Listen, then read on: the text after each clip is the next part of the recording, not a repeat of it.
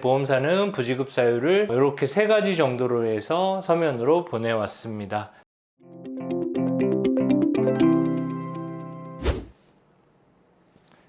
안녕하십니까. 보험금 청구의 기술 보청기 구독자 여러분 반갑습니다. 자, 오늘 다룰 내용은 중대내동맥 협착이 발견이 돼서요, 저희가 직접 진행해서 성공한 사례하고 그 코드에 대한 부분 I66이 어떤 쟁점이 있는지에 대해서 알아보도록 하겠습니다. 보험사고 보시면 Y씨는 두통 증상이 지속되어서 병원에 방문해서 뇌혈관 조영술 검사를 통해서 최종 중대내동맥 폐쇄 및 협착 I66 최종 진단을 받았습니다. 당시 뇌혈관 조영술 검사 결과 빨간 글씨 친 내용이 근거가 되고요. 내용을 보시면 뇌혈관 조영술 판동시상 어클루전 폐쇄기 확인이 돼서 이를 근거로 해서 I66 최종 진단을 받았습니다. 피보험자는 H보험계약에 본인이 가입된 뇌졸중 진단비 4천만 원에 따른 부분들을 보험금 청구를 했습니다. 뇌졸중 진단은 잘 알다시피 I60에서 I66의 코드가 해당이 되면 청구해서 받을 수 있는 코드입니다.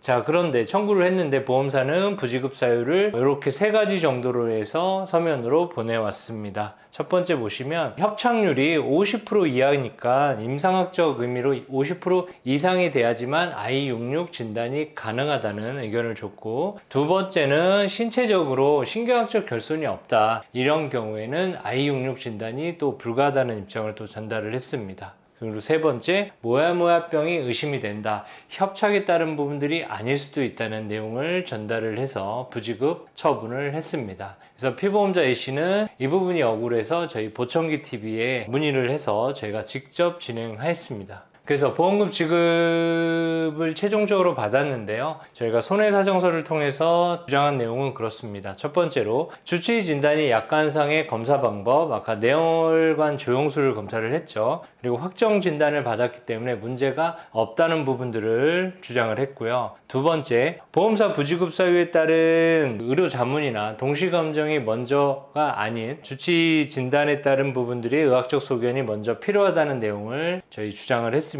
실제 주치의 의사 찾아가서 보험사가 얘기하는 부지급 사유에 따른 부분들을 전부 다 내용에 따른 부분을 반박하는 내용을 다 받지는 않았지만 일부 내용이 I66 진단이 타당하다는 의학적 소견을 받아가지고 저희가 첨부를 했고요. 그리고 약관상 따르는 KCD 기준에 협착, 폐색 등의 진단만 있으면 I66 진단이 가능한데 보험사가 아까 50%에 대한 부분들을 얘기를 했죠. 그 부분이 잘못된 부분을 반박하는 사정서의 내용을 또 적시를 했습니다. 그리고 I66이 중대내동맥 협착으로 해서 뇌졸중 진단비로 협착과 폐색이 쟁점이 돼서 실제 받은 판례 사례에 대한 부분들을 저희가 첨부를 했고요. 그래서 보험사가 이러한 내용에 적시된 손해사정서를 제출을 했음에도 불구하고 보험사는 자꾸 의료자문 동의나 동시감정으로 보자라는 의견을 전달을 했습니다. 결국 피보험자하고 보험회사하고 조율된 제3회 병원, 대학병원이 선택이 돼서요, 최종 그 조율된 대학병원에서도 주치의 소견과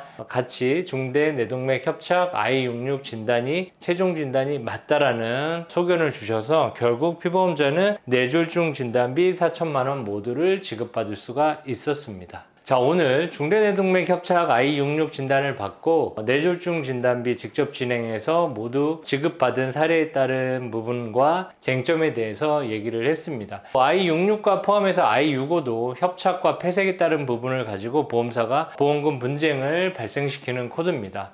그래서 오늘 주제 영상 보시고 보험 분쟁이 발생했다고 하면 저희 보청기 무료 상담 편하게 문의 주시면 제가 성심성의껏 답변 드리도록 하겠습니다. 보청기 TV는 보험 정보로 여러분께 영상을 제공하고 있습니다. 영상이 유익하셨다면 구독과 좋아요, 알림 설정까지 부탁드리고 다음에 더 좋은 주제 영상으로 찾아뵙도록 하겠습니다. 감사합니다.